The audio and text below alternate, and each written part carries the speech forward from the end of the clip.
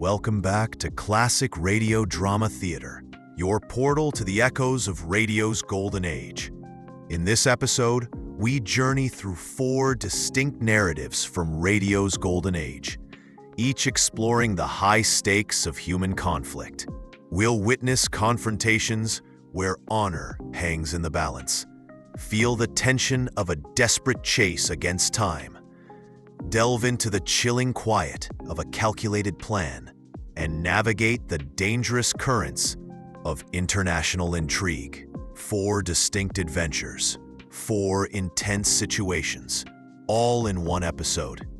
Our first story comes from the classic Western series, The Six-Shooter. In The Coward, a man finds his peaceful existence threatened by a powerful bully.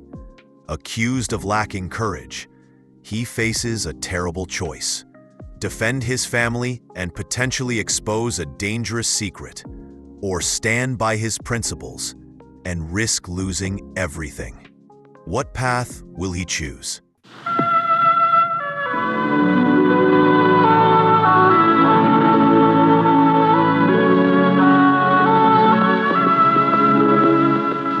The man in the saddle is angular and long-legged. His skin is sun-dyed brown. The gun in his holster is gray steel and rainbow mother of pearl, its handle unmarked. People call them both the Six-Shooter.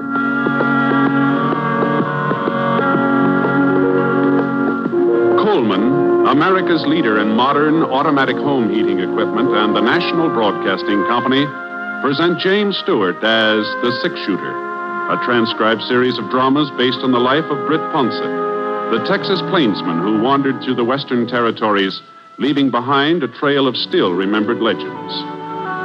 Now, Act 1 of The Six-Shooter, starring James Stewart.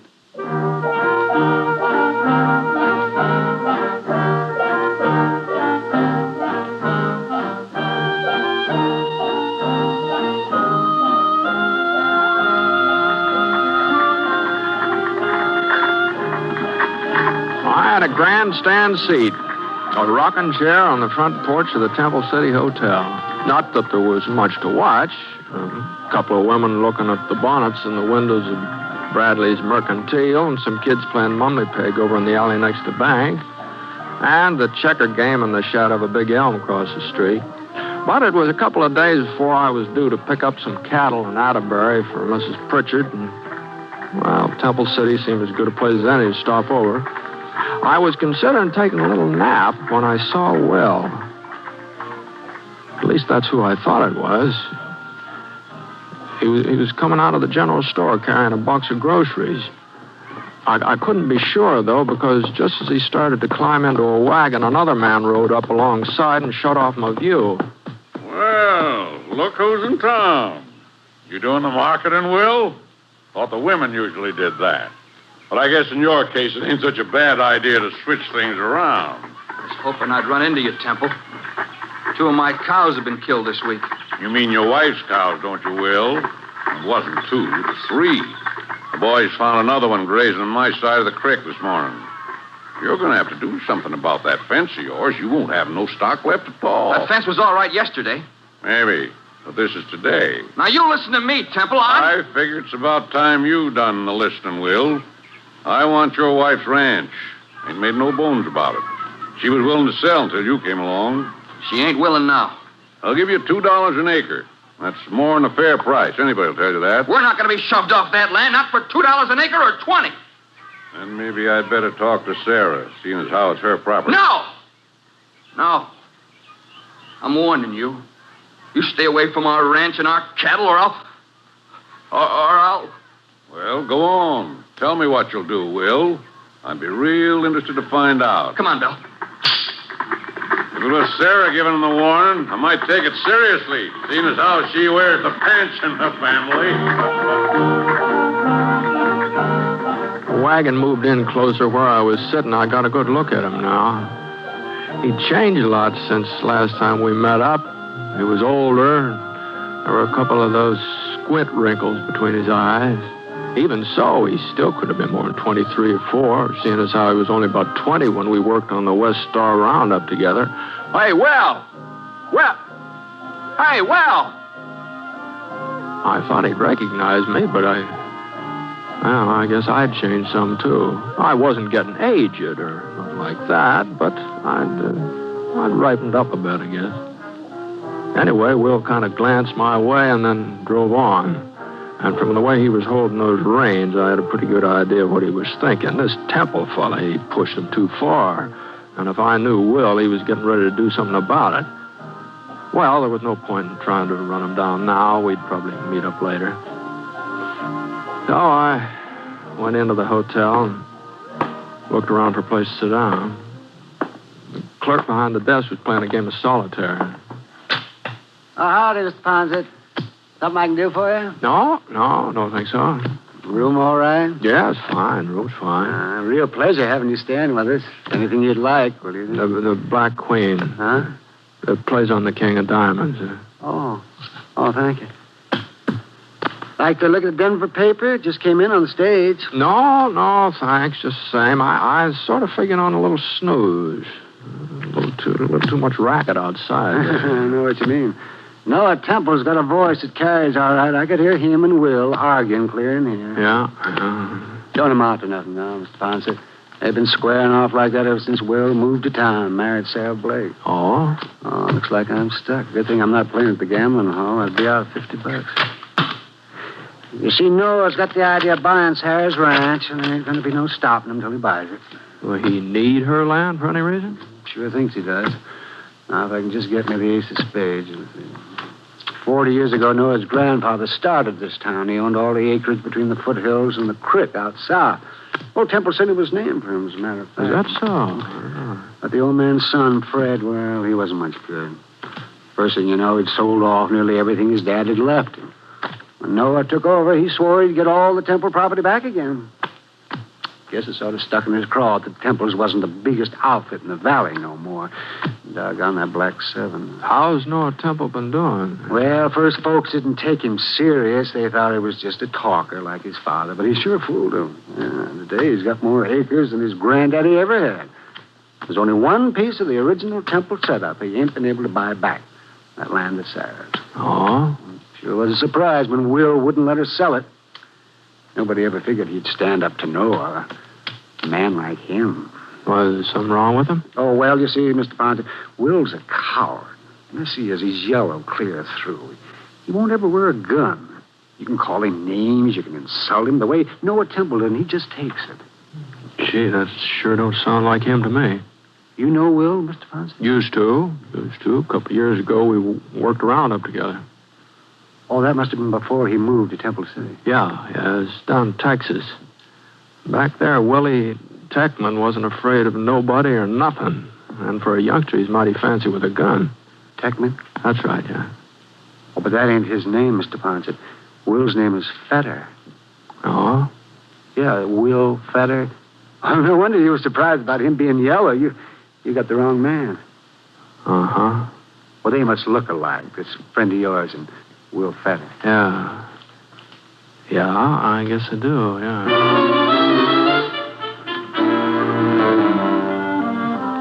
I went upstairs to my room, started to pull my boots off. You know, it's funny.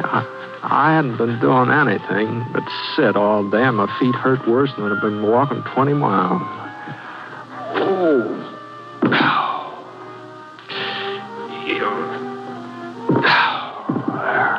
I looked out the window. The sun was just about even with the church steeple. I saw it be around 3 o'clock.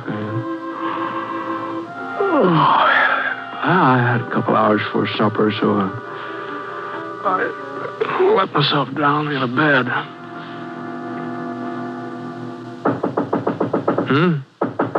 Yeah? Well, come on in. Mr. Ponset? Oh, excuse me, ma'am. I didn't know it was a lady. I'm sorry to bother you, Mr. Ponset. Oh, not at all. I wasn't exactly what you'd call busy. Won't you sit down here? Thank you. Here, wait, I'll get those boots out of your way. Mr. Ponset, I'm Will's wife. Oh, I'm pleased to meet you, ma'am. Will told me you were in town today. He saw you. And you saw him, didn't you? Yes, ma'am. At least I thought I did. Well, you can't tell anyone he's here, Mr. Ponset. Oh? You didn't come to Temple City looking for Will, did you? Will thought maybe that was the reason. We heard about what happened in Prescott last winter when you came across Bar Cleaver. Well, you heard wrong, ma'am. I didn't come across Cleaver. He came across me. And as for Will, He's made a new life here. A good life. If he has to go back to prison... Prison? Oh. Well, you knew about the bank robbery in Austin and about him breaking out before... Well, you knew, didn't you? No, ma'am. Oh, I haven't been back that way since... Then you wouldn't have told the marshal? But we thought... We were sure. What have I done? No, just take it easy, ma'am. Well, if I hadn't come to see you, nobody would have known he was Will Techman. Things have a way of coming out sooner or later. How much longer was Will supposed to serve? 2 years. Uh-huh. Well, that's not so long when you're young. We're going to have a baby, Mr. Ponson. But I almost wouldn't want to have him if he was going to grow up knowing his father had been in prison. Why should Will have to go back? Why? Well, I guess maybe you'd better ask the judge who sentenced him, ma'am. What I mean is they say it's so a man will live a decent, respectable life when he comes out. And Will's already living a decent, respectable life. He works hard. He never makes trouble for anybody.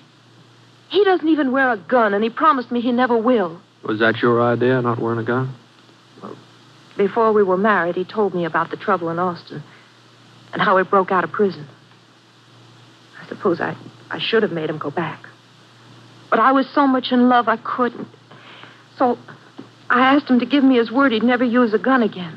Never even carry one. Well, it must have been kind of hard on a fellow like Will to keep holding himself back that way. It hasn't been easy. I've heard what men like Noah Temple call him. But Will takes it. He's kept his word. This fellow Temple, the way he and Will were going at it today, it sounded like they were heading for trouble. Won't be anything serious. Will just doesn't want us to be pushed off of the ranch. You can't hold that against him. No, guess not. Then you won't tell the marshal over in Atterbury? Or anybody? Well, I don't imagine Marshal Sanders would like me mixing into his business. This is his district. I guess he can take care of it. Anyway, he has so far. But now, look here, Thank you, Mr. Ponson. Well, Thank you. Now, and thanks for Will, too. Wait, Well,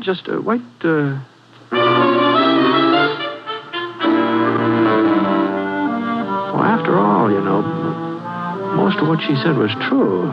Sending Will back to prison might do more harm than good, and it wasn't up to me to sit judgment on him. I was going to be leaving town a day or so anyway, and if anything happened after that, it wouldn't be my concern, so... Of course, a man does have certain duties even if he's not wearing a badge. A man who spots a wanted criminal, he's supposed to report it. And I always had before.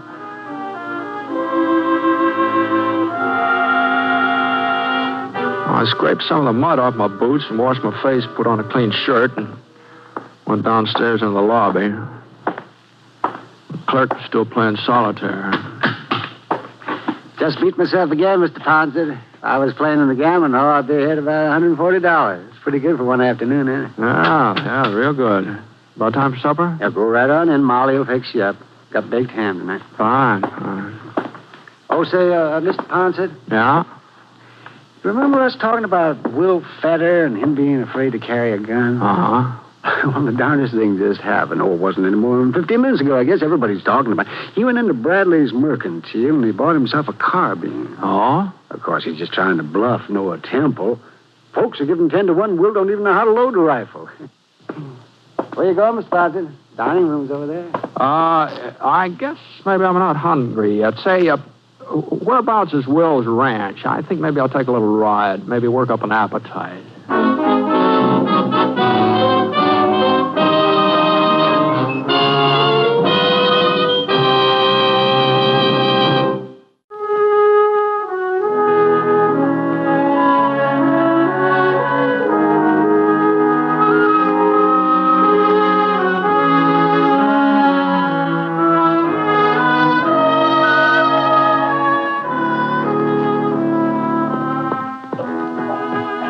Better Ranch was about 2 miles south of town, and from the outside looked neat and comfortable, well kept up. The ground stretching out behind it was good grazing land, though it was worth at least $5 an acre, maybe more. I tied Scar to a cottonwood in the yard and walked up to the door.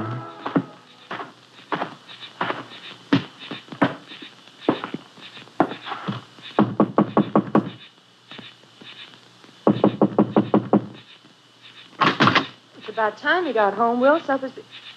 Oh, Mr. Ponce. Evening, ma'am. Come on in. Will's not here? No, he was gone when I came back. He must be out tending the stock. Uh-huh. What's wrong, Mr. Ponce? You haven't changed your mind, have you? Where's the Temple Ranch lie from here? It's all around us. On all 4 sides of our land. And Temple's ranch house, where's that? East. Due east. But what's that got to do with it? What's happened? Will was in town this evening. He bought a rifle. I don't believe it. He promised me. You're wrong, Mr. Ponce. Will isn't gunning for Noah Temple. He's out tending stock. Well, he'll be home any minute. You'll see. Maybe. Where are you going? I hear Temple's got quite an outfit. It's worth paying it a visit. You won't find Will there. He gave me his word he'd never use a gun again. You won't find him.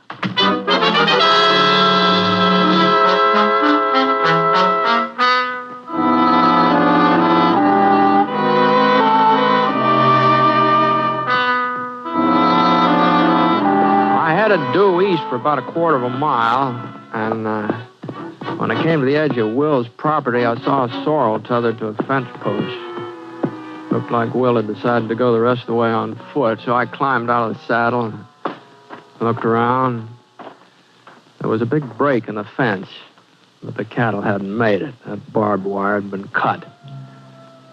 And there were 4 heifers and a couple of steers lying just over the Temple boundary. Well, there just wasn't much question about it. They'd been shot. So I crawled through the opening and went right past a big sign that said, Temple Ranch, trespassers will be shot. I found some footprints. I figured they were Will's.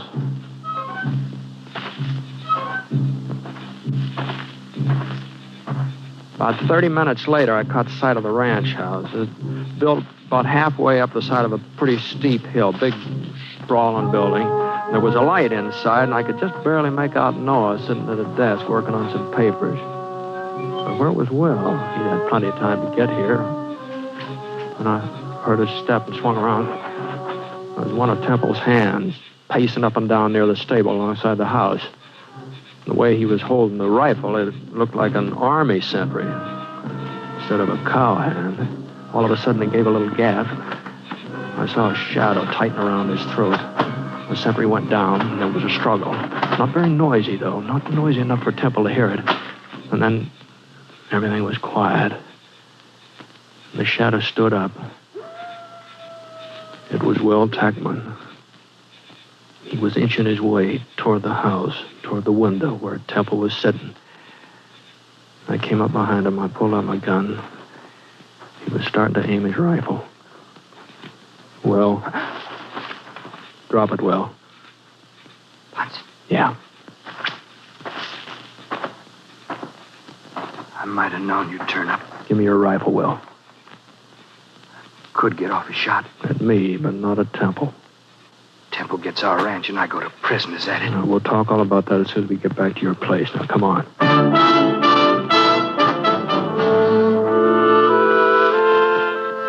I carried Will's rifle and led the way.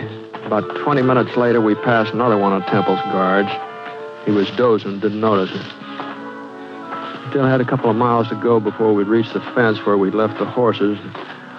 Will was sort of panting for breath. All right, let's rest a minute. Okay. I thought you promised your wife you'd never take up a gun again, Will. Mr. Ponce, you see them dead heifers over by the fence? Yeah? Had them bout wipes I heard of. When I found them, I had to do something. As long as you knew who I was anyway, as long as I was going back to prison. I had to fix it so Sarah wouldn't have the ranch taken away from her. You wouldn't think a piece of land would be worth everybody getting so excited about. I've been shoved around, Britt. Ever since I was a kid, I've been shoved around. Even when I held up the Austin Bank, I wasn't the one who... The one who what? Nothing.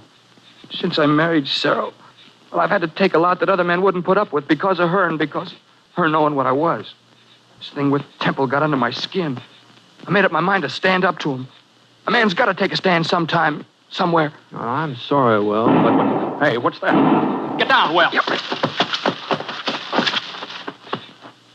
We've got you dead to rights, fella. Trespassing. I ain't alone, Temple. Britt Poncett's with me. What? Ponset? That's right, Temple. I might have known fella wouldn't come alone. Well, I guess 4 of us can take care of 2 of you. He won't be much use to you, Ponset. Not in a fight. Okay, boys, move in. I could see one of his boys firing from behind a tree behind him. So I aimed at his arm. And the bullet hit him on the shoulder, and he lurched forward. That meant only 3 of them now, but they were closer. Will still didn't say anything. He was waiting for me to make the next move. I tossed him the rifle. Thanks, Britt. He got to his knees and started across a little clearing. He was still all right when he died behind a boulder. I knew where he was heading, too. Noah Temple had been shooting from behind a clump of pines about 50 yards back. For a couple of minutes, I didn't get a chance to watch him. Temple's 2 guards were on either side of me now. Oh, one of them was more than 8-10 feet away. I saw the barrel of his carbine rise up from behind the bush. There's only 1 guard left. About that time, it seemed like he'd had enough. Anyway, I moved across the clearing toward the pine trees where Will had disappeared. Pulled up behind a rock. Well, there was Noah Temple. Crouched down low, his gun ready. A little bit of movement in the brush caught my eye. It was Will. He was right behind Temple. And Temple didn't know it. He was looking my way. Will had a perfect shot. I saw Will's finger curl around the trigger. But Will didn't fire. I couldn't figure out what had gotten into him. He didn't fire. And then he threw his rifle to one side and let out a yell. Temple! Temple turned and got off a shot. But he was surprised he couldn't do much aiming.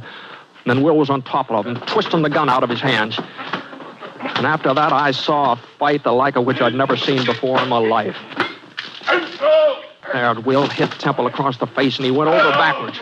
And then Temple kicked, and his foot lifted Will right off the ground.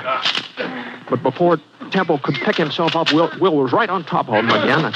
And Temple tried to reach for his gun, and Will brought his boot right down on Temple's hand. Temple quit reaching. And then Will backed away and let Temple up again. And as soon as Temple was steady again, Will drove his fist right into Temple's stomach. And Temple's hand flew apart, and he was wide open. Will hit him again, and hit him again, and again. And finally, Temple managed to send his fist into Will's face. And Will looked like maybe he was going to go down, but he still had a fight left to land a right that snapped Temple's head right back.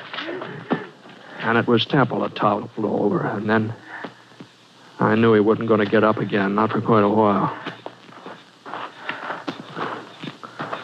Feel better, Will? Yeah. Yeah, lots better. You had your chance to kill him. You had a perfect shot. You didn't have to fight him this way. It's the only way I could fight him, Britt. Huh? I had him in my sights. Something kept me from pulling the trigger. Maybe you'll think I'm crazy, but I kept remembering what I promised Sarah. That I wouldn't use a gun again. I couldn't pull that trigger, Britt. I just couldn't. Uh-huh. Well, let's see if we can't get Temple here to a doctor. You know, it looks like he needs one.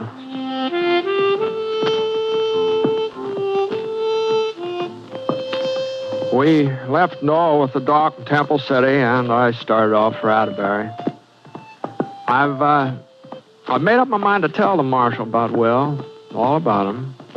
Sarah and Will, they agreed. They think I should, too. But then again, the way I see it right now, the state of Texas is looking for a gun-toting bank robber named Will Techman, and I just don't think Marshal Sanders would be very much interested in a law-abiding rancher who's called Will Fetter. Staying in the tense atmosphere of the West, our next drama, also from the six-shooter, shifts the focus from personal conflict to a high-stakes chase. In Escape from Smoke Falls, a ruthless killer has broken jail, leaving the law wounded. A lone tracker is on his trail, but so is a volatile group of locals eager for action. In this dangerous pursuit, who truly understands the risks and who will survive the encounter?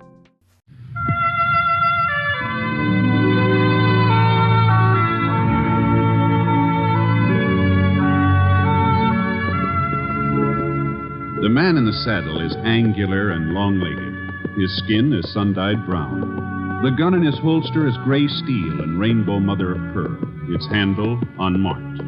People call them both the six-shooter. The NBC Radio Network presents James Stewart as the six-shooter, a transcribed series of radio dramas based on the life of Britt Ponsett, the Texas plainsman who wandered through the Western Territories, leaving behind a trail of still-remembered legends. Now, Act One of The Six-Shooter, starring James Stewart.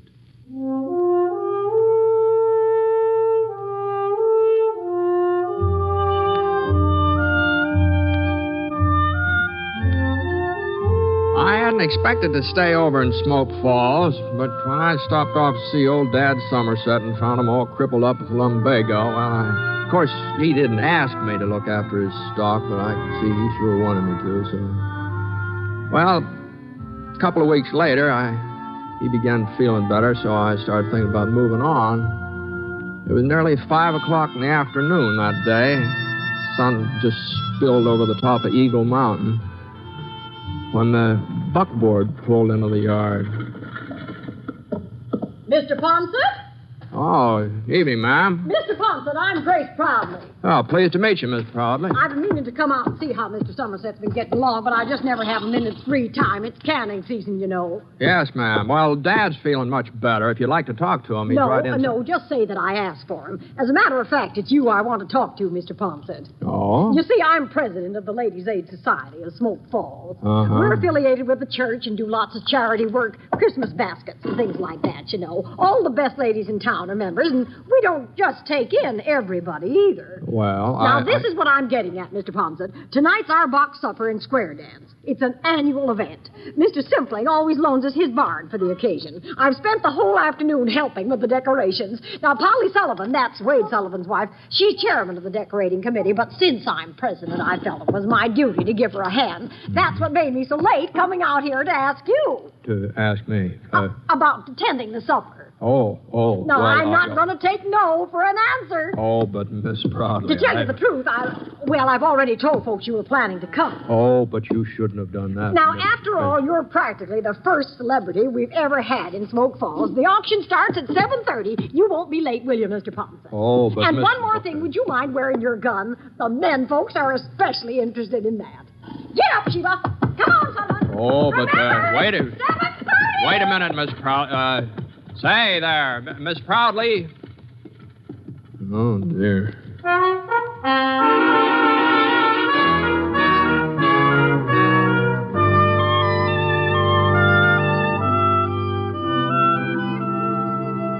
Well, after I gave Dad his supper, I washed my face and wet down my hair and started off for old man Simpling's barn. When I got there, Miss Proudly met me at the door and introduced me around. The only name that sank in was her daughter, Ellen. Pretty girl. I figured that when the box supper she'd packed was put up for sale, the bidding would be mighty serious. All right, everybody, we're ready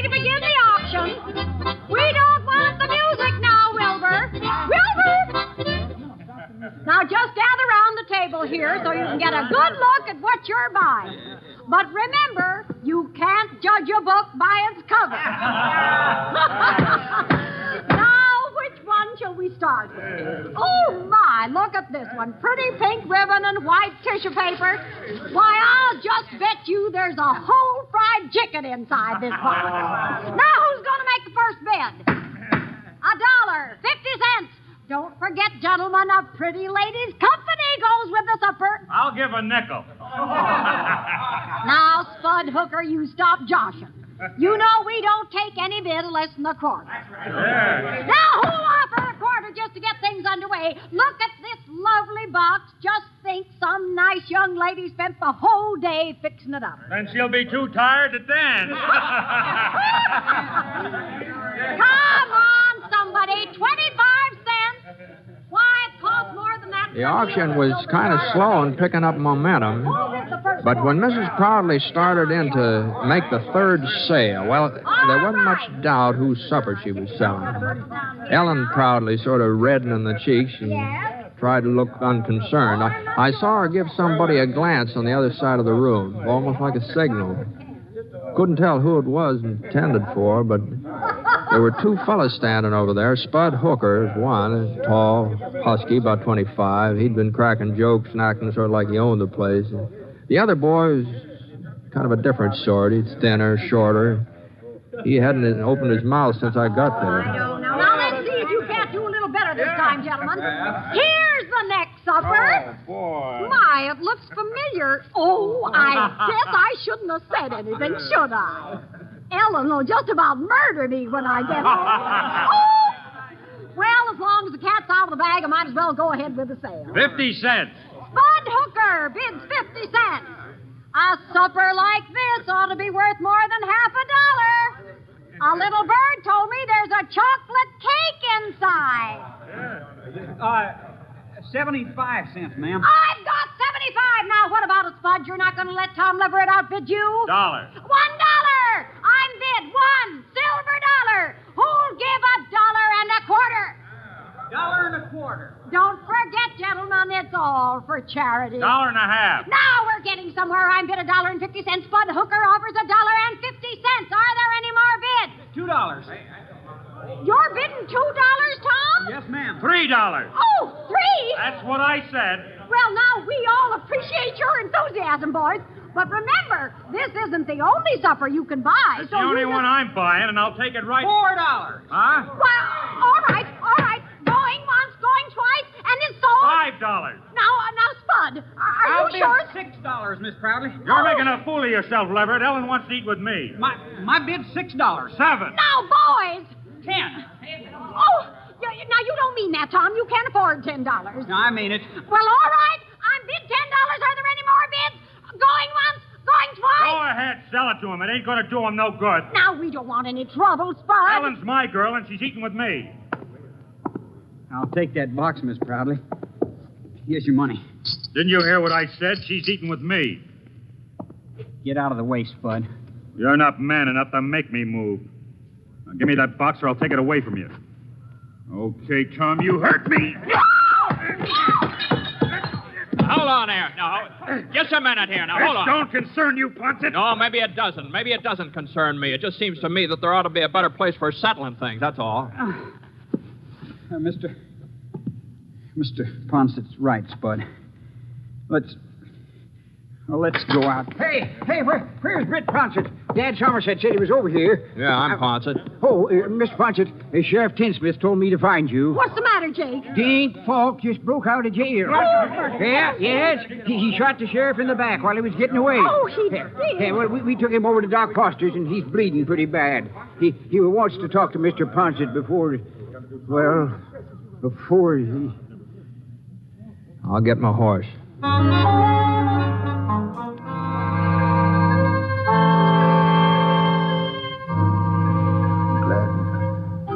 Glad you got here, Britt, before... Now, what are you talking about, Ray? You're going to be all right. The doc says you'll be back on your feet again inside of a week or so.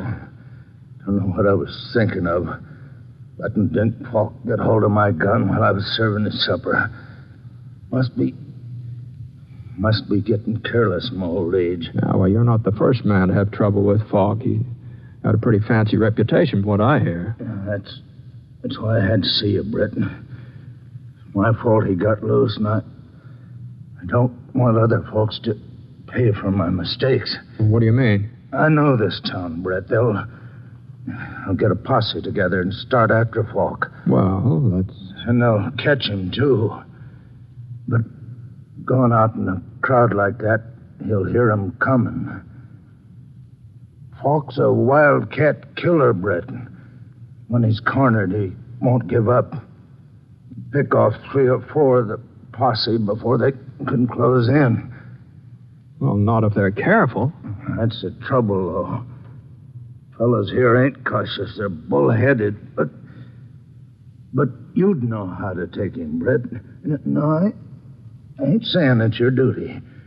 You don't even live in Smoke Falls, but you could capture Falk without him having a chance to... No, I'm afraid you're giving me too much credit, Ray. If you want somebody to go along, any of the boys... Sure, I know that, I'd be mighty grateful, Brett. The folks here have been good to me.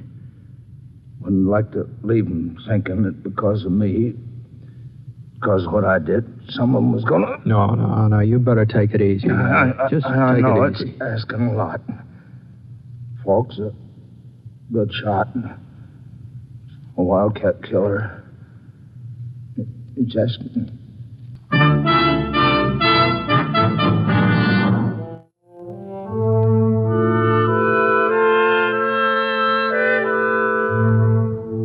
Sheriff Tinsmith had been right about the town foreman of Posse. He hadn't lost any time. Spud Hooker was taking charge.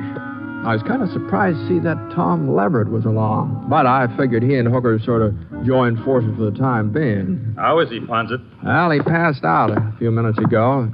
Maybe it's just as well. At least he's getting some rest. Yeah, well, we're going after Falk. The other boys are waiting behind the mercantile.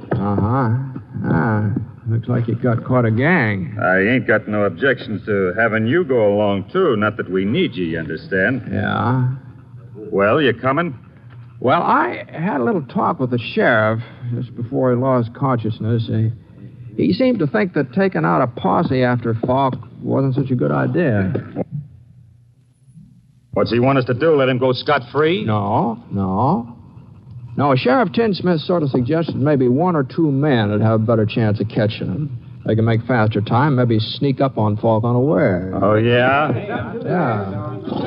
Well, it's okay with me. You going to be one of the boys who goes after him, Ponset? Well, I hadn't exactly made up my mind. You better make it up faster. I'll take somebody else. Oh, I see. Well, in that case, Whoa, stop. Whoa. Say, your name's Leverett, isn't it? That's right, Mr. Ponset. Tom Leverett. Mm-hmm. You want to ride along with me? What? Why, sure.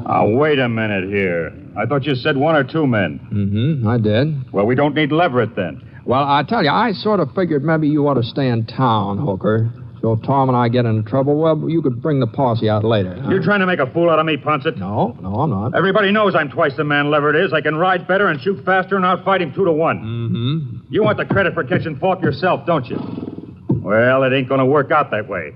Come on, boy. I'll find Falk myself, and I'll bring him in alone. Hey! Well, Tom, let's go, huh?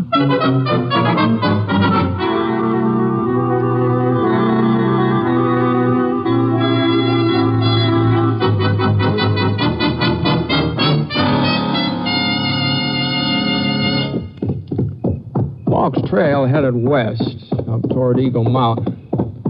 And the moon was out, sort of a half moon, but it gave us enough light so we could follow the hoof prints Falk's horse had left.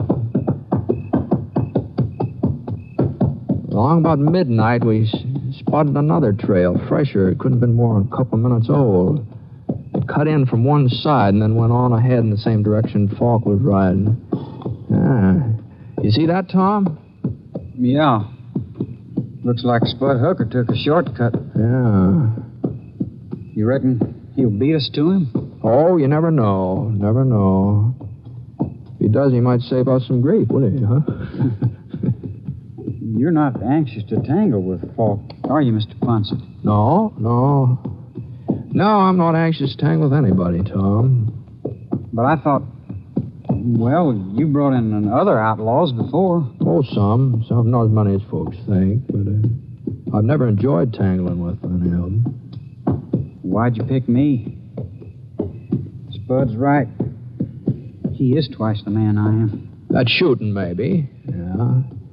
But there's more to trailing a killer than being able to shoot. You know, lots of times it's more important for a man to know when not to shoot, you know. Oh? Yeah. Fellow's itching to pull a trigger like Spud. Well, he's apt to pull it too soon. And, hey, look at that. The moon's going down. We might as well get some shut-eye. Whoa, boy. Whoa, Scar. Oh. Well, you couldn't see the trail anyway. Spud won't be stopping for sleep. No, don't suppose he will. That's another reason I picked you. I kind of figured he'd want to keep pushing on all night, and doggone God, along about this time, I just get tired.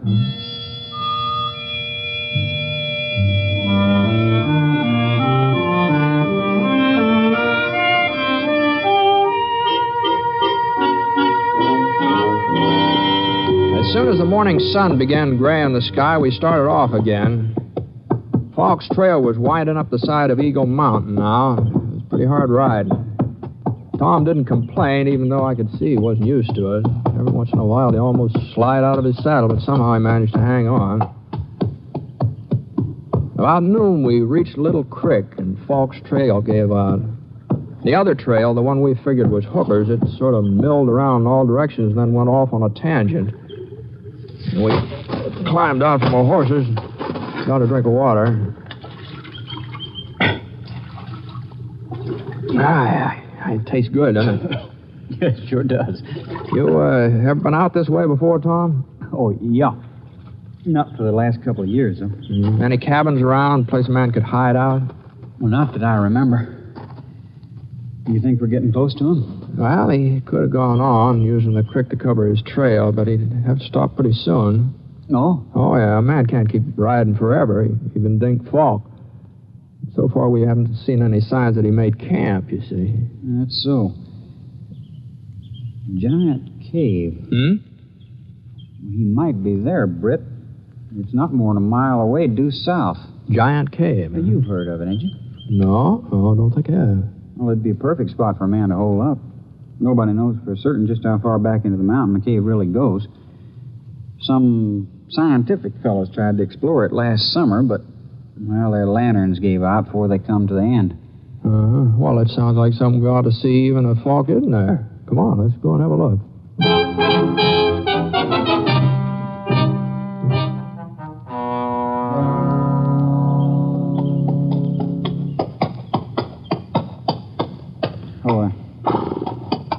That's the entrance there, Britt. Beside that slab of yellow rock. Uh-huh. I don't see any sign of Falk's trail. I guess he could have come up from the other side, though. Yeah, that's what he must have done. Huh? That pony over yonder. That clump of bushes grazing. Oh, yeah, I see him. Easy, Scar. Easy, whoa, boy. You know, Jake Watson said Falk stole a sorrel when he made his getaway. Now, we'd better close in on foot.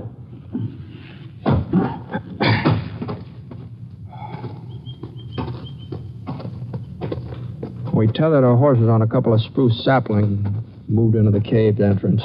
It wasn't a very big hole. We had to sort of bend over and crawl through it.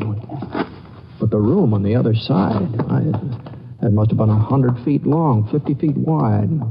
The walls were sheer rock, sort of rainbow-colored, so smooth you'd have thought somebody had been polishing them. And then the light behind us got down to a pinpoint.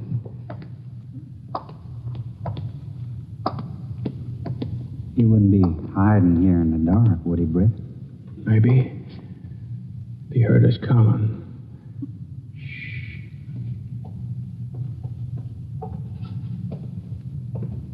Somebody up ahead. Yeah.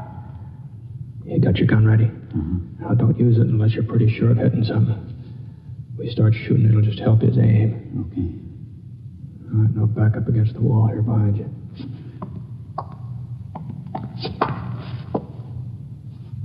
Falk! We know you're in here, Falk. You go any further, you'll get lost. You'll never find your way out. Hey, you hear me, Falk? You're wasting lead. You can't see us. We know that. You can't see me neither. But we don't have to. You've got to come out sooner or later, and we'll be waiting. All right, we're going to leave you now, Falk. We're going outside and wait. Stay where you are. You giving up? No, I ain't. And I ain't alone. What? I got somebody with me. Friend of yours, I reckon. We're coming out together. And if you try to stop me, I'll kill him. What's he talking about? He ain't lying, Brett. It's me, Spud Hooker. Spud? I caught up with him last night, but he got the draw on me. Hold your fire, Brett. He means what he says. He'll kill me if you don't hold your fire. You gotta do what he told you, Brett. You gotta. All right, Falk, come on. Start backing up towards the entrance. I don't hear you moving. Brett, please. All right, let's go, Tom.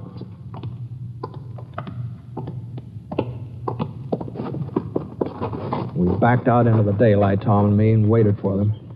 About a minute later, Spud Hooker marched through the mouth of the cave, half scared to death. Dink Falk was right behind him, holding a .45 aimed at the small of Spud's back. I was pretty sure he wouldn't hesitate to pull the trigger either. Sheriff Tinsmith was right. He's just a wildcat killer. He had that stampede look in his eyes as he stood there blinking against the sun. Same kind of a look you see in a steer when the herd's shoving him along. You can't stop or be trampled to death. Hang off your guns. Both of you. Take them off, or I'll fix your friend here. Falk gave Spud a shove with his gun, and he jumped forward. There was an opening now between him and Falk. The next thing I knew, Tom dived forward. Get down, Spud! Tom tackled Spud, and he rolled over. The bullet missed him, but Tom was in range, and he took it. Falk aimed to fire again, and I managed to get my gun out. Bullet hit his thigh and spun him around. Then his leg buckled, and he fell face down. He hadn't let go of the pistol yet. He started to bring it up. Drop it, Falk!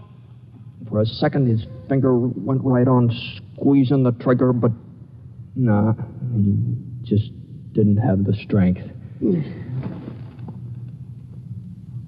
Tom? Tom, you all right? Sure. Yeah, it's hardly bleeding. I should have let Falk alone. I should have let you handle him, Britt. Well, I don't know. Looks to me like Tom did most of the handling around here. I mean, if it hadn't been for him, you know, I guess I had you figured wrong, Tom. I never thought you'd be the one to save me, but... I wasn't saving you, Spud. Huh? I don't like you. I never did. And nothing's going to change that. Then why? I like Ellen. I like her a lot, but... You know, she's in love with you. If you got yourself killed, it would just hurt her and wouldn't do me no good. Ellen, tell you she's in love with me? She didn't have to. When she finds out what happened today... She ain't gonna find out. I'm gonna tell her. I'm gonna tell her myself. I don't want her to know. It's for me to decide. Now listen here, Spud Hooker. You do the listening for a change. No, I thought you I taught you a lesson last night, but it looks like... No, hold on now. Now, I think we ought to get Tom to a doctor, don't you? If we don't, Ellen won't have no way of choosing him even if she wanted to. Now, come on, Spud. Come on, give me a hand.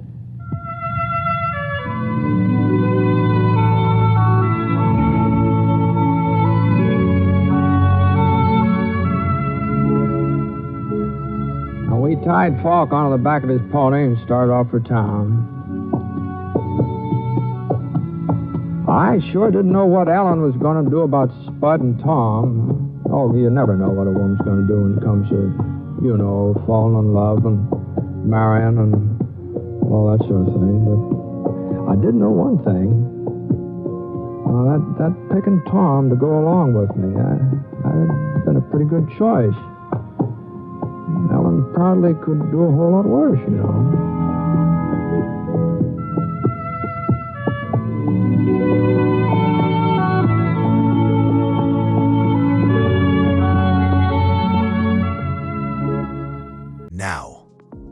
from the external dangers of the frontier to the internal turmoil simmering beneath a calm, domestic surface. From the theater of the Whistler, we present Broken Chain. A seemingly ordinary man harbors a dark resentment that grows into a meticulously plotted, sinister plan. But are even the most carefully laid plans immune to chance? Or can a single, unexpected event shatter a deadly resolve? Wait a minute. Have you heard the Whistler?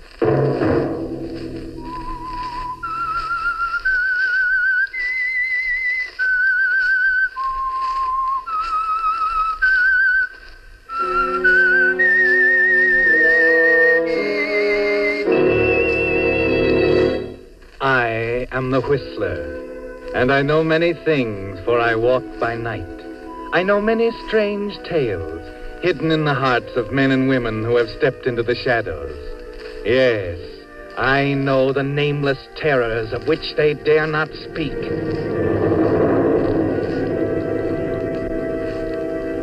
Yes, it's time for another strange tale by The Whistler. Each Wednesday evening at this same time, The Whistler brings you an unusual story of conflict and emotion.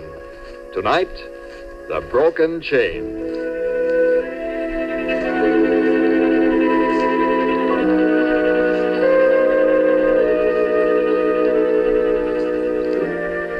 The thought had first occurred to him 6 months ago. And of course, he'd shuddered a little and cast it out. Of course. Arnold Stanton, respectable businessman, citizen taxpayer, would be horrified at such an idea. So he went back to his routine and resolved never to let himself think about it again. But in spite of him, the thought did come back 2 weeks later. Then only a week after that.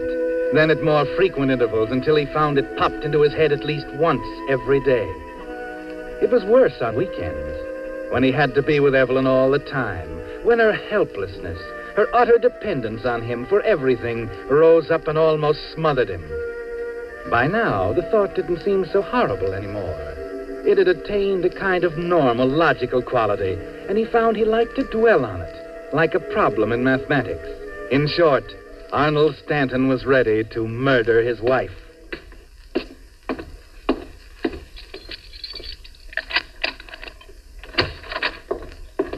Is that you, Arnold? Yes, Evelyn.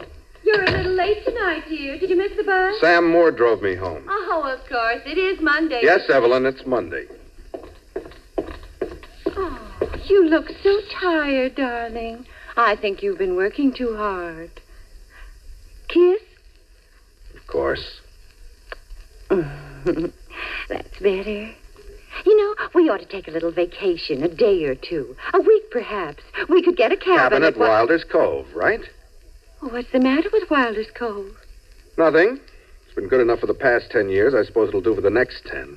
Oh, you're a darling, Arnold. You always manage to see things my way. And Miss Roberts could look after things at the office while we're gone. Dinner'll be ready in just a minute. Oh, how is she these days? How is who? Oh, Miss Roberts, silly. Same as ever. You know, darling, we ought to have her out to dinner some evening. Not that I want to share you with another woman, but I think about Miss Roberts, and I feel sort of superior. She must lead an awfully dull life. I don't know. She seems to have her interests. Oh, such as they are. Poor dear, working so hard in your office all day, going home to that dreadful lonely apartment. Oh, darling, I'm so lucky to have you. I don't know what I'd do if anything should happen, but we won't ever talk about that, will we, dear? We're so happy, Arnold. Now, you sit right down with your paper, and I'll have dinner on the table in just a second. Very well, dear. But there's nothing wrong, is there, Arnold? No. Why? Well, you've hardly said a word. What's the matter? Cat got your tongue? Ah, there's it, dear. Now, I'll call you in a shake. I have a special surprise. Baked beans, just the way you like them, and apple turnovers, and then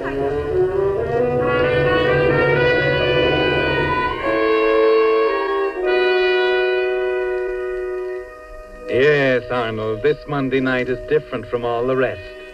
6 months ago, it was just a vagrant, horrifying idea. Now it's an obsession, isn't it? It's a terrible decision, Arnold.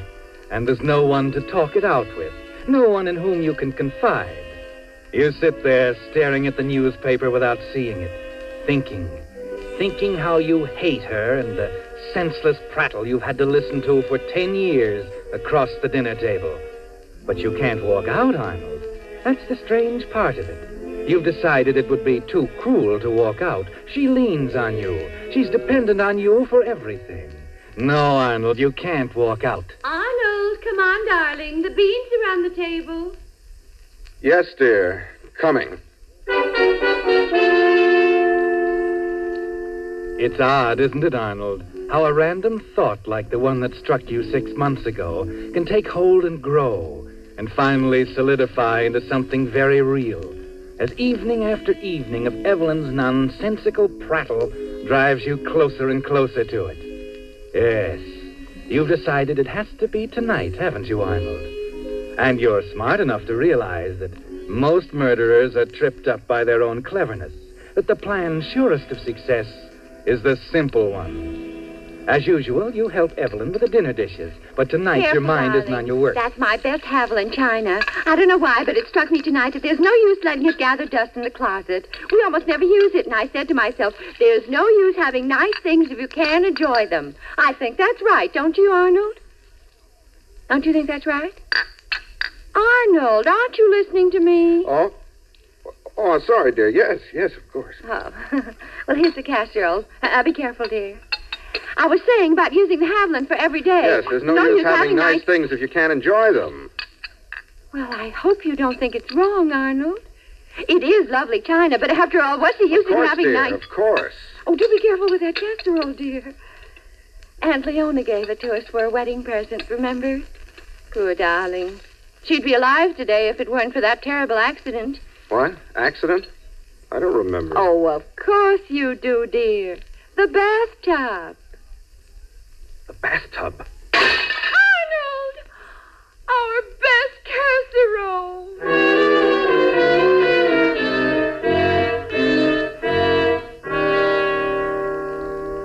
You try and comfort Evelyn, but she's heartbroken. Her best casserole, Arnold. You do feel sorry for her, don't you? It's clear now that you could never leave her. Why, that would be more cruel than the other way.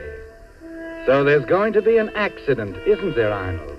A simple, ordinary accident, like Aunt Leona's in the bathtub tomorrow morning. Everyone knows she sleeps late, that you always have breakfast in town, that you're at the office working before she gets up. It's 10 o'clock, dear. Time we were in bed. I suppose so. I'm awfully sorry about the casserole, dear. You probably think I'm being silly about it, Arnold. But after all, it's Haviland, and you just can't buy it these days. It simply isn't to be had, and it's the only thing Aunt Leona gave us. You do understand, don't you, I'll try Arnold? and find another one tomorrow. Oh, it's no use, Arnold. Haviland just Let isn't me try, to be... dear. About tomorrow, I forgot to tell you that the coffee shop where I usually have my breakfast is closed for redecoration. I was wondering if you'd mind getting up early tomorrow and fixing me a little breakfast. Why, I'd love to, dear. You know I love waiting on you. Yes, I know. Oh, it'll be fun, Arnold. We'll have hot cakes and sausages and eggs. Oh, my, I am sleepy. Well, I better run up to bed if I'm to get up with the birds. Oh, it'll be fun, Arnold. I think it'd be nice if we did it more often. Perhaps it would. Good night, darling. And you do understand yes, about Evelyn, the I do understand about the casserole.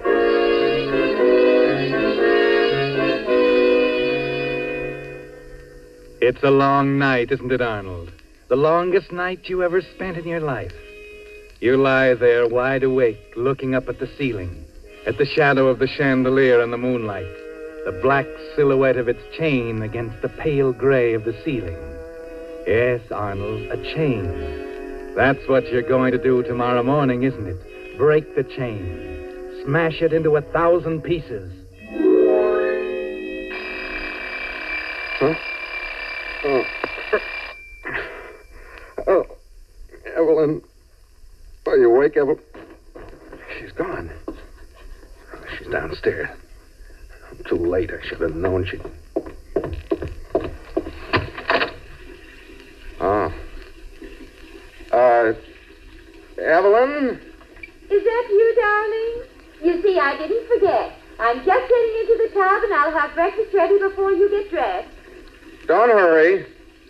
There's plenty of time.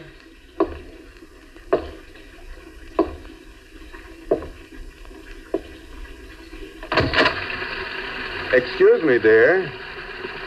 There's just one thing before I go downstairs.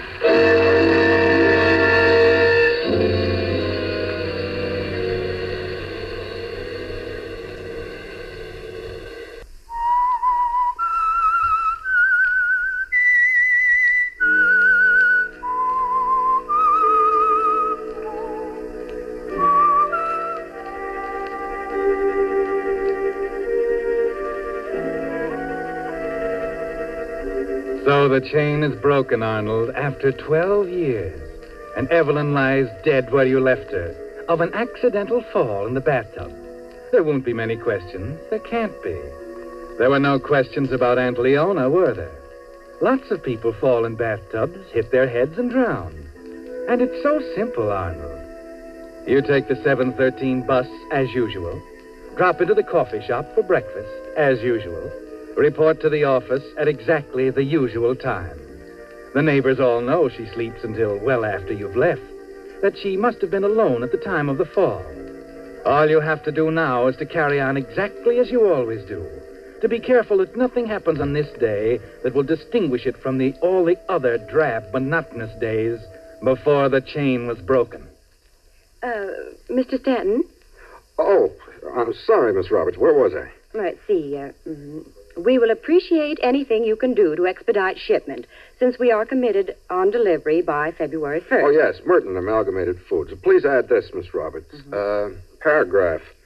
Incidentally, Mrs. Stanton wants particularly to be remembered to your wife and suggests if Mrs. Merton is accompanying you east, that you make it a point to stay with us. Regards, I think that ought to do it. I'll get it out right away. Mm-hmm. Oh, by the way, how is Mrs. Stanton lately? Well, same as ever. She was sleeping like a baby when I left this morning. You know how she is about getting up early. Yes, I know. Oh, it's 11:45, Mr. Stanton. Remember, you have a luncheon appointment at 12:30. Oh, thank you, Miss Roberts. I'll remember.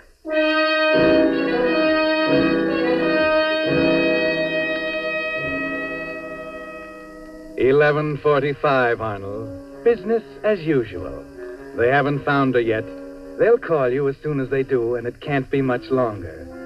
11:45. Who'll find her, Arnold? The grocery boy or the mailman, perhaps? No, they wouldn't go upstairs. It'll probably be Mrs. Bronson down on the street. Nosy old Mrs. Bronson coming around just about now, pounding on the back door. Oh, it's you, Richard. Oh, what's the matter, Mr. Stanton? You nearly jumped out of your chair. Tuesday, you know, our day to go over the accounts. Oh, yes, the accounts.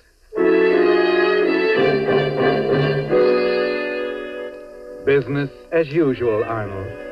Everything you do this day is going under a microscope. Richards will remember how you jumped just then. Concentrate on the figures, Arnold. 1944-45, our account with Great Western Stores amounted to $72,800. But you can't concentrate, no matter how hard you try. Mrs. Bronson will knock on the back door and no one will answer.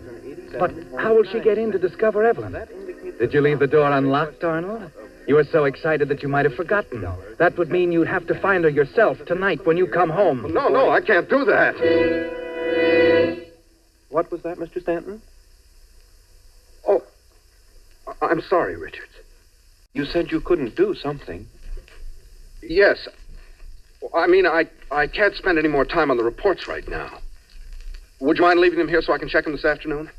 Is anything wrong? No, nothing's wrong, Richards. Please go now.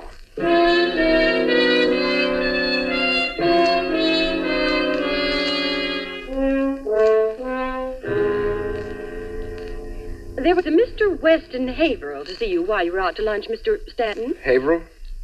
I don't know any Haverhill. Well, rather nice-looking young man. Was he here on business?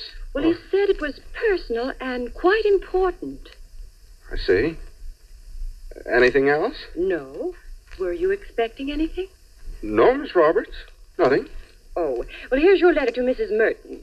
I included that additional paragraph about your wife, and Oh, that reminds me. Huh? Reminds you of what? Oh, I'm sorry. There was another message while you were out to lunch, and I don't know how I could have overlooked it. It was right on my pad. What was it, Miss Roberts? Well, it was nothing urgent or anything like that. What was the message? It was from your wife. She said she's playing bridge at Mrs. Bronson's and may be late getting home this evening. She didn't want you to worry about her. That's all. Don't faint now, Arnold. You don't want Miss Roberts to see you faint. What she said wasn't so remarkable, just an ordinary telephone call. Business as usual, Arnold. Wait until she gets out of the room. You better say something, anything. Thank you, Miss Roberts. Oh, not at all. If you'll sign a letter. Yes, of course. There you are. Thank you.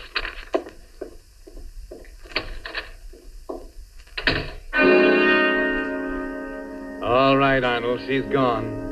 You can let go now. She won't be back. That's it. Put your head down on the desk and let everything go black. It can't be true. She's not alive. I saw her die. She's not alive. I'll go home and... No, I can't go home. I can't take the chance. Business as usual.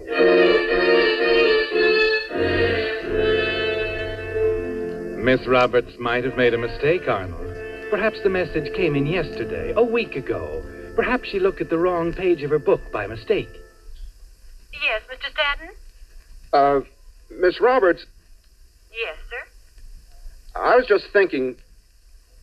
I was wondering... Yes. Yes, sir? No, never mind. I found what I was looking for. Never mind. Well, if there's anything... What's the matter with me? I can't make an issue with a phone call, stand out like a sore thumb afterwards. She... I know she's wrong. I know it. But I gotta rest. I gotta get myself together. Yeah, rest. Try to forget about it.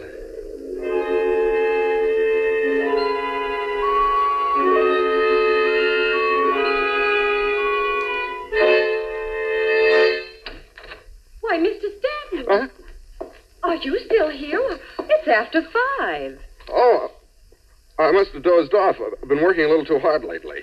Mr. Stanton, is something wrong? No, why? Well, you've acted so strangely all What's day. so strange about a man getting tired and falling asleep? I don't know, Mr. Stanton. I'm sorry.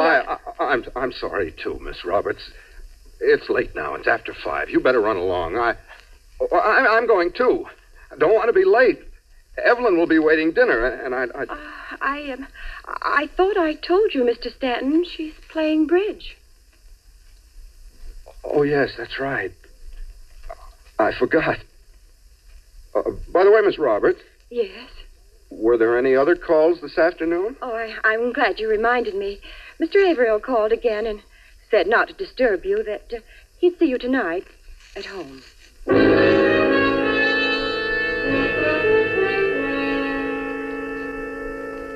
Mr. Haverhill. Mr. Haverhill. You don't know who he is or what he is, Arnold, and you haven't got time to think about it now. Perhaps he's a plainclothesman, a detective. Anything is possible, isn't it? You've been such an awful failure. Business as usual, Arnold. Nothing you've done today was usual. Barking at your secretary, jumping at open doors, falling asleep exhausted for 4 hours this afternoon. And they'll remember everything when the time comes, Arnold. But still, you can't run out now. You've got to go through with it. You've got to go home and find out once and for all.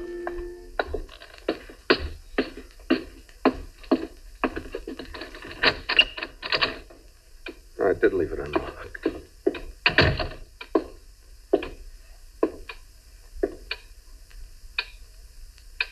Evelyn? Are you there, Evelyn?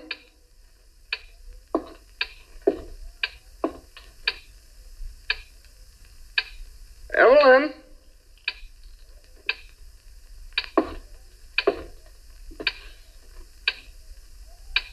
Evelyn? Evelyn!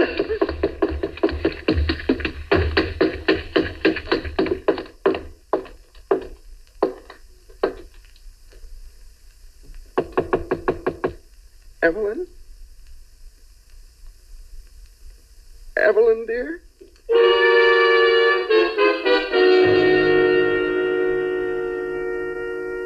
You stop with your hand on the bathroom doorknob. Somehow you can't go in and face it. Not yet. Not until you're sure, Arnold. The answer is just inside the door on the right. But you can't take it right now. You stand there for a minute, not thinking, not moving, feeling the pulse pound in your temples. And then you find yourself fumbling for a cigarette. Gotta take it easy. Cigarette. You tear it to pieces, trying to get it out of the package. And then find you have no matches, so you skip the cigarette for the time being.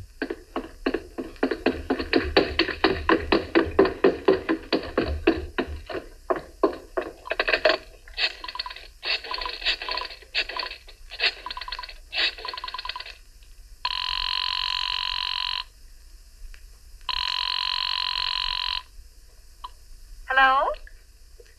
Hello, Mrs. Bronson? Yes. Who's this, please? Arnold Stanton. Oh, yes, Mr. Stanton. I don't want to bother you, Mrs. Bronson, but... Well, is anything the matter? You don't sound quite like yourself. No, nothing like that, Mrs. Bronson. I just... Yes? There was a message for me this afternoon at the office. Something about Evelyn playing bridge, I think. Oh, yes. She isn't there with you, is she? Why, yes, Mr. Stanton. She's right here. Would you like to speak to her? Yes, I would. Well, just hold on. Evelyn? Evelyn, dear? Hello? Evelyn? What's the matter with you? Evelyn, I don't understand. Wait a minute, Mr. Stanton. This is Mrs. Bronson again. Evelyn isn't here after all. I'm terribly sorry. She must have left while I was talking to you. Probably on her way home now. Ought to be there.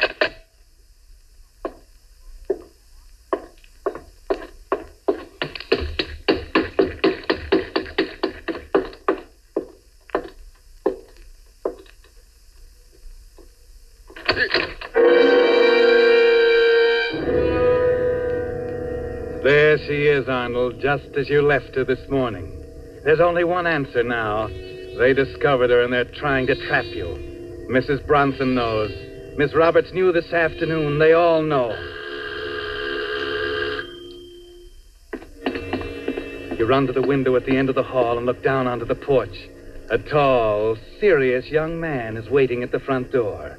You know who he is, don't you, Arnold?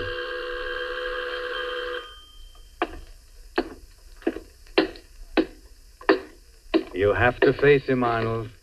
One thing more and you'll be sure. Slowly, you walk to the front door.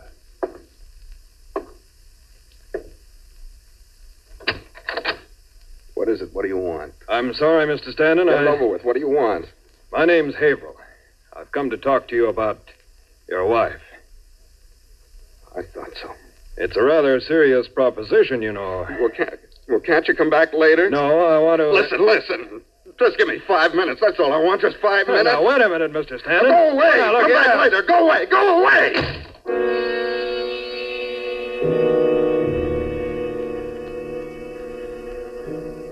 It's a mile across the living room to your desk, and the pistol in the middle drawer. You'd given it to Evelyn, Arnold, because she was afraid while you were away at the office. Because she couldn't stand being without you alone. You take it out, and notice how cold it feels in your hand. Check the breech and find it's loaded, ready to go. You're tense now as you sit down in the easy chair by the fireplace. 4 minutes left, Arnold, and you won't need all of it. The heat of your hand has warmed the handle. It feels more natural there. You look at it for a moment, then raise it slowly. Your hand tightens on the trigger.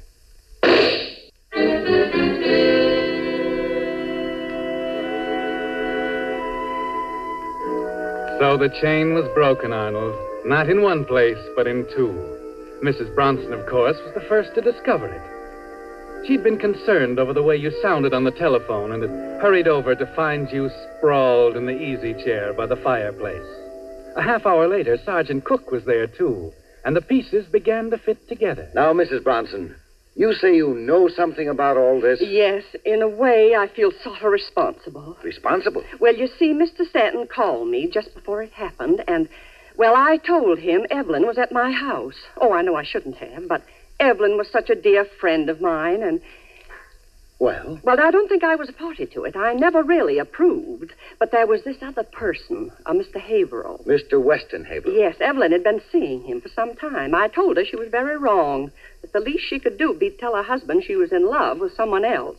But she felt so sorry for Arnold. Said he was so dependent on her. Yes? Mr. Haverhill wanted to have it all out with Arnold, to be above board about the whole thing. But Evelyn couldn't face it, so I covered up for her.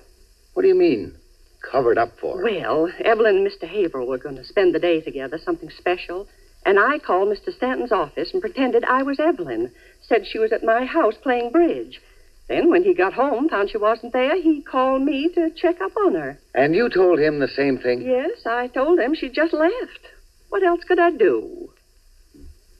It must have been a terrible shock when he found her there in the bathroom. Yes. Arnold couldn't stand it, poor man. He just had to be with her. You know, Huh? it makes sort of a perfect ending. He never would have been happy without her. He loved her so.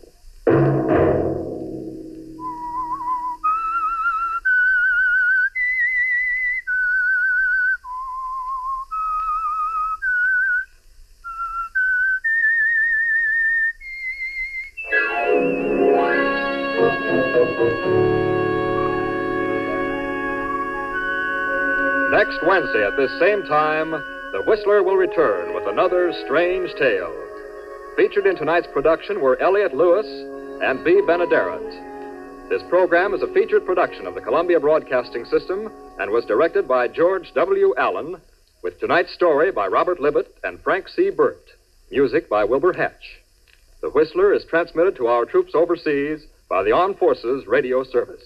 For our final destination, we travel to the exotic and dangerous streets of Cairo with the man called X. The Silver Scarab throws Agent Ken Thurston into a puzzling murder investigation linked to a vast smuggling operation involving coffins and a mysterious mastermind obsessed with silver. Following the clues, can Thurston unmask the ringleader before becoming the next victim buried under the Egyptian sun?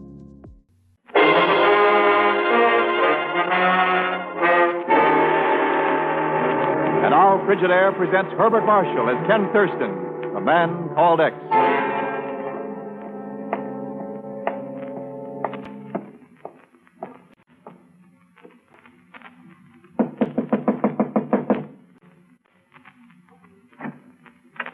Good evening, Mr. Thurston. I have a little message for you. If you don't mind, I'll give it to you right now.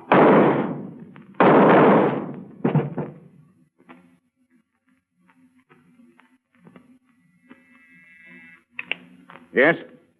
Have you got Cairo? Not yet, Chief. We're still trying, but the wires to Cairo are... I don't care how busy they are. There must be some word by now about Thurston's killers. Get after them again. Tell them I want action, fast. Yes, sir. I'll try immediately. Now, what do you want, Pagon? I wanted to tell you something very important about the late departed Mr. Thurston. Something I'm sure you never realized, Mr. Chief. I happen to be his only heir. His what? So many times he told me, Pagan, when I go, I wish to leave everything to you. Oh. Unfortunately, I don't know where all his money is. But if you would help me to locate it for a reasonable commission... Pagan, you dirty, chiseling, black-hearted... Yes, I know, but if you would help me collect his estate, I could give you a percentage. A small one, of course, but... Get out of my office. Get out before I... Yes? There's a call from Cairo, sir. It just came through. I'll take it. Hello. Hello. You sound skeptic, Chief. And what if I do? What business is it of... Ken Thurston. Hiya, Chief. But, why, it can't be you. The reports of your death. Ken, what happened there in Cairo? A local lab was working with me. He was in my room alone when a female visitor came calling on me. Her charms proved fatal. Yes, but why send out the story that you were killed? Chief, if the boys we're after think I'm dead, Maybe they'll relax a little. Oh, then the looting of that steamer carrying an American relief shipment isn't just an isolated case. Not a chance. The pirates who boarded on the Red Sea were too well organized. Oh, what a filthy racket. The American people pay for shipments of food and clothing for those poor, starving unfortunates. I know. And they pay Captain Kidd to make a fortune on the black market. Any lead yet on who's behind it? Chief, send me the Harberman file by the first train. The Haberman file? Good Lord, Kent, what makes you think he's mixed up in this? Because I was killed with 3 silver bullets. Silver bullets? Do I get that file? Yes, right away. Where'll my man get in touch with you? At the Kismet. A crummy little cafe near the Nile. A good place for you to hide out? No, terrible. But they serve the finest martinis I've ever tasted.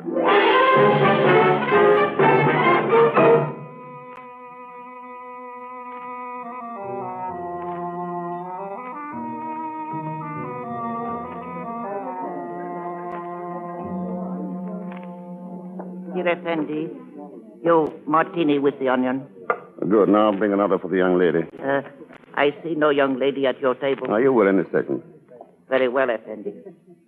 I heard you order that drink for me. Too bad. I wanted to surprise you. How did you know I would join you? I saw you come in and check the unattached mails, and I thought, well... I had a friend once who liked onions in his martini. He had excellent taste in drink. Nothing wrong with his taste in women. Your martini, Effendi. Oh, good. Here. Thank you, Effendi. Shall we drink? To our meeting? To your friend who brought it about. To my friend. What was your friend's name? I thought it was Ken Thurston.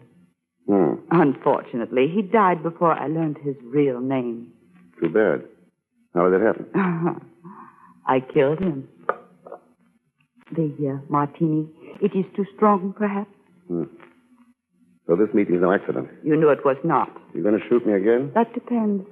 I'm very fond of money. I'm very fond of living. We could both be happy. Oh. If you were to remain alive, you could pay me money for information. Would it be worth it? Would it not be worth almost any amount if it concerned silver? You're a very interesting person. I could be even more... What's the matter? Outside through that window, I thought I saw... I shall have to leave now. Can you meet me later tonight? Where? At the Silver Scarab. Meet me there in an hour. Have the martini waiting. The young lady is leaving, Effendi. She's left. Try counting up to 10. I'll be gone, too. Never mind counting. It's too late now. No, Mr. Thurston. No, Mr. Thurston, don't go out there. Hagar, where'd you come from? No, wait, I'll talk to you later. Get out of my way. No, Mr. Thurston, people are shooting out there, killing each other. I've got to get to that girl. Well. Is that the girl you were after, Mr. X? That one lying there in the street? Yeah. Oh. I say, what's all this rumpus about? Fearfully noisy neighborhood. Fellow can't get a decent night's sleep. Girl's been hurt, eh? Well, let's have a look at her. You a doctor? Have been for 40 years. Sibley's the name. Dr. Ford Sibley. My place is right across the street. Been practicing here, but let me see. Never mind your life's history. What about hers? Any future to it? The girl's future's all in her past, young man. She's dead.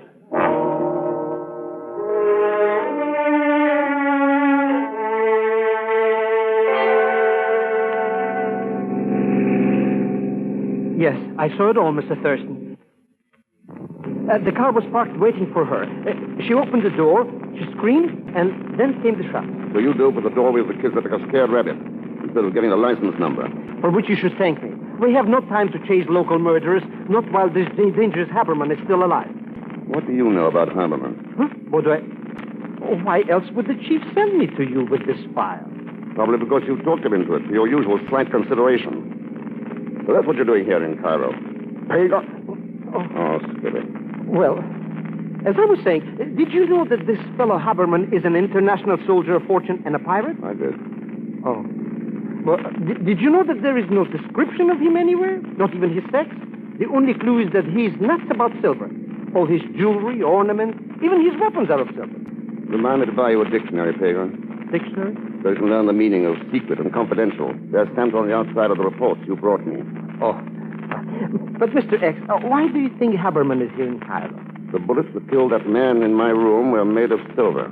This Haberman deserves to be caught and hung. Using such a precious metal in such a wasteful fashion. I'll work on it, Peg. I'm starting right here. Here? But we'll stop in front of a nightclub. That's right. The Silver Scarab.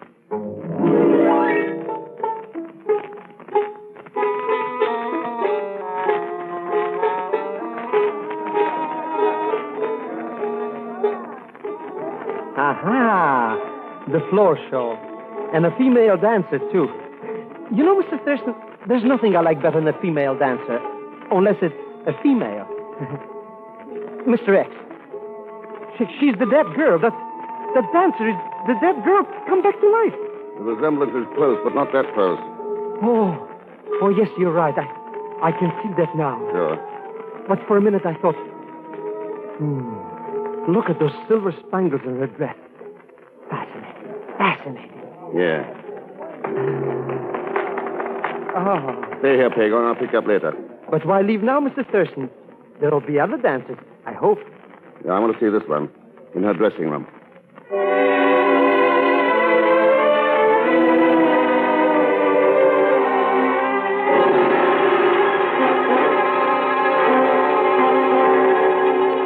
I tell you, I know nothing about it. It was her own idea. I think it you lie, Zaida. Why did she visit this man? I tell you, I do not know. Oh! Again, I ask you, Zaida, why did she visit him? Playing pretty rough, aren't you? What is the meaning of this intrusion? Do you want to write it out for you? Your humor is as badly conceived as your entrance here. Perhaps this will teach you to mend your manners. Never lead with your right. It gets into trouble. Release my arm. You're breaking it. Funny thing about judo, it's liable to hurt people. I'll kill you for this. Let's talk about it later. Good night. You are very foolish. He meant that. I've been foolish before. Not with men like that. Worse. With women. Oh? Do I get a choice tonight? That might depend on what you can tell me of my sister Deborah's death. Mr. Thurston? Good old Egyptian grapevine. Well, are you still in a foolish mood? Sure, but not here. No? Then where? Why not a little boat ride on the Nile? The full moon?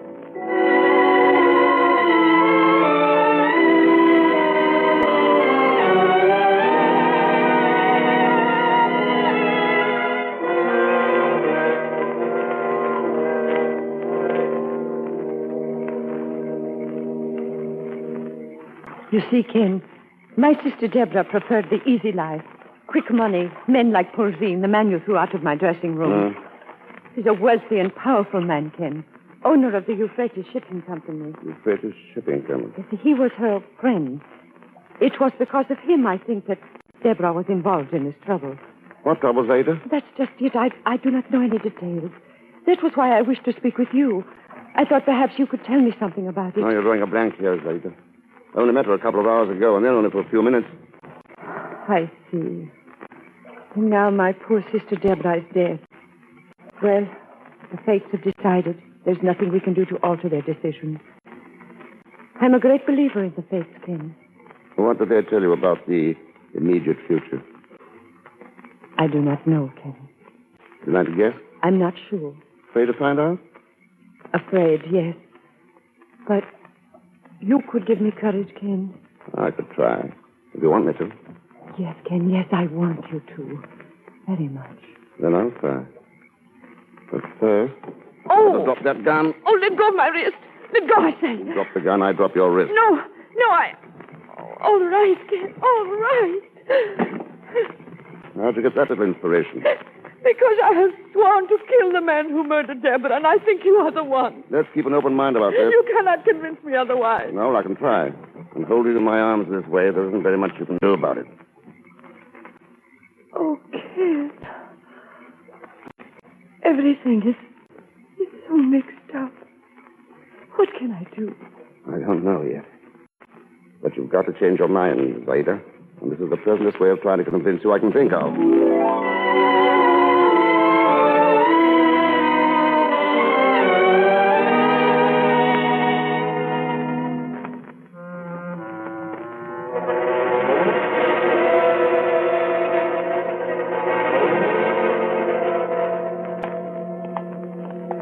Mr. Thurston, This is a definite imposition on my good nature. Dragging me around in dark alleys like this. Would you mind telling me why we're here? To find out what makes the wealthy Mr. Posey wealthy. And you think you can find that out by sneaking around behind all these warehouses? Not all of them, just this one. Euphrates Shipping Company. Now get out your jackknife, Pagon, and jimmy that window. You talk as though I was a professional warehouse breaker. I don't know how to do that. I'll give 8 to 5 that Hardeman loses most of his silver. Oh, of course, merely as a favor to you, Mr. Thurston, I might try. Being new at this, I don't know how successful I will be, but... Why, look, Mr. Thurston. Work. Amazing. Let's climb in. It's as black as Haberman's soul here, Mr. Thurston. Quiet, Pagon. The light under that door. Somebody's in there, probably with a gun or a knife. Let's go in and see. Do we have to? Can't we jump? Well. Coffins. The room is filled with coffins. What would they be doing in a warehouse of the Euphrates Shipping Company? I'll bite. Let's see if we can find the answer. We'll look inside one of them. Huh? Oh, no, Mr. Thurston. Let the dead rest in peace. If we leave them alone, maybe they'll leave us alone. Huh? Maybe. Mr. Thurston? Look. Yeah. Rifles, submachine guns, all kinds of guns. I thought a peculiar cargo for coffins. Yeah. Let's check this one. This one's different, Pagon. I'm leaving. I just remembered an important engagement. I left my waffle iron burning. Don't be a fool. She can't hurt you now. How do I know? If she can move from the street in front of the Kismet into this coffin, she can do anything. Mr. X, there's no chance of a mistake? No. No. The girl in that coffin. That's Deborah.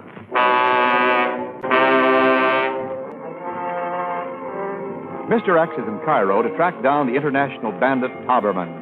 The trail has led him to a warehouse of the Euphrates Shipping Company, which he finds filled with coffins containing rifles and machine guns, except one, which holds the body of the mysterious Egyptian girl, Deborah. We join him now as he and Pagon stand there looking down at her.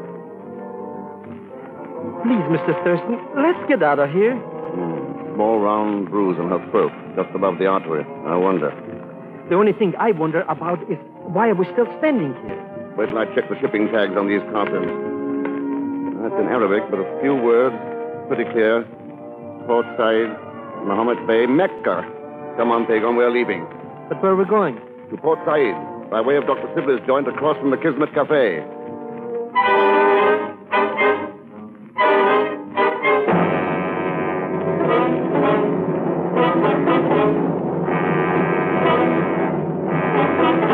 Outrageous, that's what it was, outrageous. There was I waiting for the authorities to arrive to get the girl's body, you know, when this Arabian fellow approached and struck me unconscious. Came to, and the girl was gone. Ever seen him before, Doctor? Once or twice, Mr. Thurston, frequenting the Kismet. Never even been introduced. Makes me furious. Can't do that to me. I want to be in the know, Thurston, definitely. Don't know what's up. All that sort of thing, but I want to be in the know. How well do you know Port Said, Doctor? Been in the Middle East 40 years. Know the place like a book. Good, you're in. I'll brief you later. Right now, get us to Port Said in a hurry. Right. What's the time? Don't have a watch. Never carry the beastly thing. Huh? Always stopping on me. It's, 11:43. Oh, splendid. Time enough to catch the last night train. I'll phone for a cab. Be right back. Mr. Thurston, I am not going to ask you about the guns, or about the posing, or the dead girl, or the dancer Zaida. Not even about Haberman. I just want to know one thing. Why are we going to Port Said? Yes, why we're... You said it. Pagon, we're going there to find out about the guns. We're going to find out about Posey, Deborah, Zaida, and Haberman.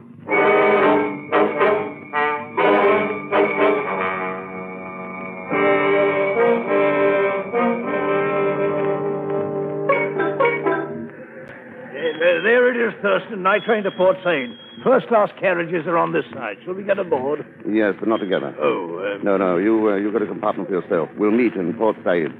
Quite undercover sort of thing. Well, suggest we meet at the El Akbar Hotel. El Akbar. A middle-class traveler's lodging. Quite respectable.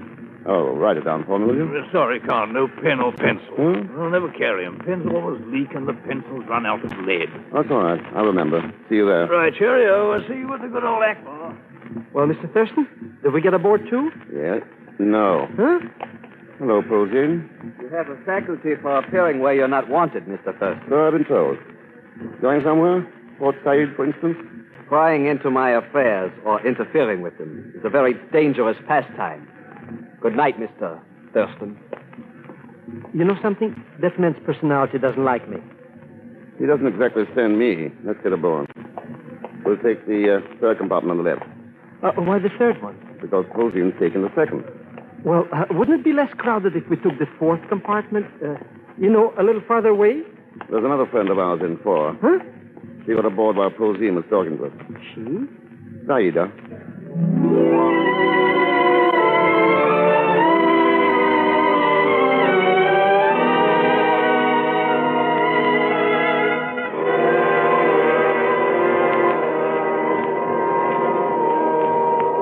Oh, Ken, it's been so wonderful. Just the two of us here in this compartment.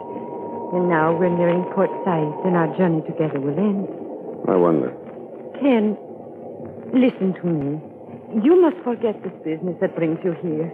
You don't know how powerful the forces are working against you. I took a correspondence course in muscle building once. Please, Ken, this is no joking matter. The pit has already been dug. The pit intended to be the grave of the man called X. There must be another letter in the alphabet. I better find it. Too many people seem to know that one. Then you will not listen to me. Oh, Ken, please don't die. Please. That's good advice, Zaida. I'll try to follow it.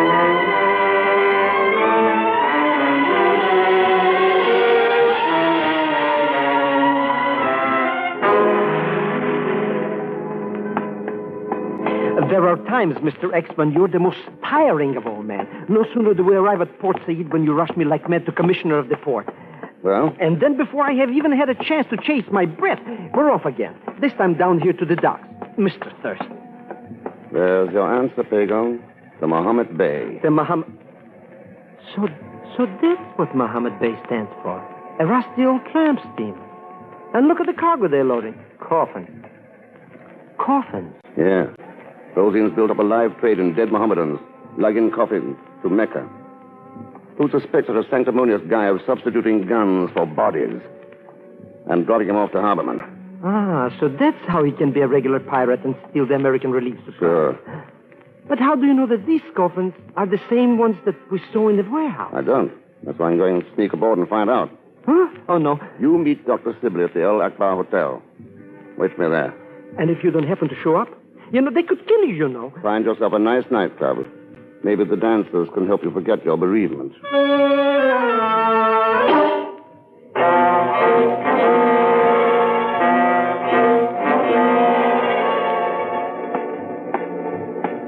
What?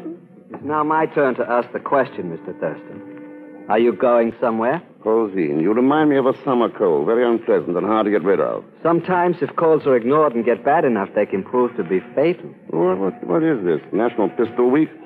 I haven't seen so many guns since the last gangster picture. Unlike the weapons in the cinema, this one does not shoot blanks. Huh? Turn around with your back toward me.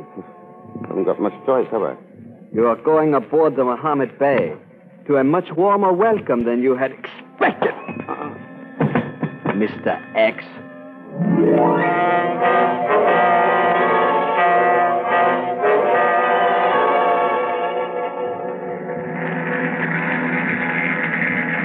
Well, Thurston, how do you feel now?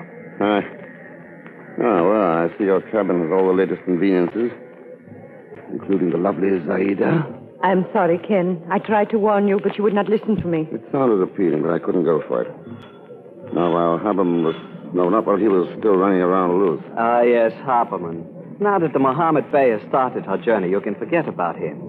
Long before we reach Mecca, you will have forgotten about everything. Because you will not... Stand fast, everyone. Pagon. Mr. Thurston, we have come to the rescue. Shoot the first pirate who moves, Miss Dr. Sibley. Sibley? We will make them board the gangplank later. Pagon, you idiot. How'd you ever dream this up? That's gratitude for you. I meet Dr. Sibley on the dock. We witness your abduction, risk our lives to come aboard and save you from sudden death. And you call me an idiot. Don't take my word for it. Ask Haberman. What's he got to do with it? You brought him aboard with you. Mr. Thurston, this train has caused you to lose your mind. I only brought Dr. Sidney aboard. So how could I... Oh, no. Oh, tell me he's wrong, Doctor. Tell me he's... Impossible, old chap. He's quite correct. You can relax now, Polzin. Zyda, I have them covered. Tell me, Mr. X, how did you know? Your old weakness, Haberman, silver. It showed up in your disguise. Nonsense. I deliberately wore nothing metallic on. Oh, that's what I mean. You went overboard. I never heard of a doctor not carrying a watch or fountain pen or pencil. When I thought about it, it wasn't too tough to figure out why they'd all be silver. But the worst mistake you made was in killing Deborah. Killing Deborah? But my sister was killed by shots from a car. One of Haberman's stooges shot her all right, but the bullets didn't kill her. The small, round bruise on her throat proved that. I do not understand, Ken. When Haberman was playing doctor, he must have found a pulse in her throat. That meant she might still talk. After she failed to kill you at the hotel and was going to double-cross me by selling information to you, I had no alternative but to strangle her. Kind of looks like he's the man you've been looking for, Zaida. Yes. The man who killed my sister. The man I swore I would kill in turn. The man I am going to kill. Zaida, that knife. Put down that knife or I'll...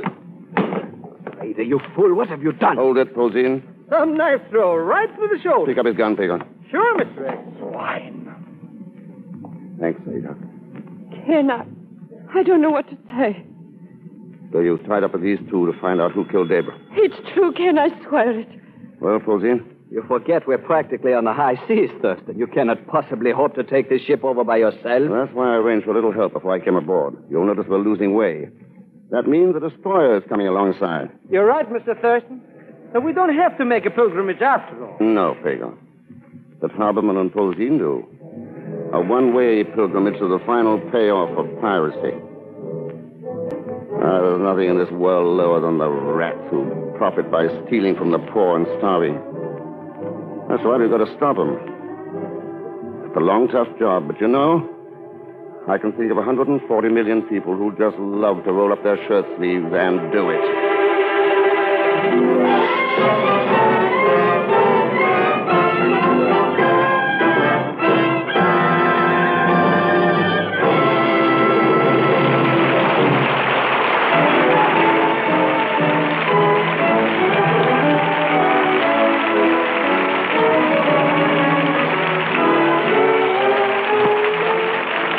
Frigidaire's Man Called X is directed by Jack Johnstone, with music composed and conducted by Johnny Green.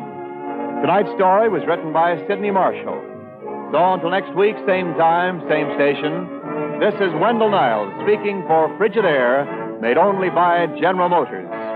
All characters and incidents used are fictitious, and any resemblance to actual persons or incidents is purely coincidental.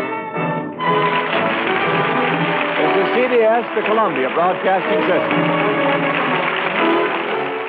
From the moral tests of the West to the quiet desperation leading to crime and the shadowy dealings in a foreign land, this episode of classic radio drama theater has certainly covered a lot of ground. We hope these 4 classic dramas kept you listening intently. Which story captured your imagination the most? Let us know in the comments. And please, subscribe and hit that notification bell so you won't miss our next collection of radio gems. Until next time, remember, the greatest dramas echo long after the final curtain falls.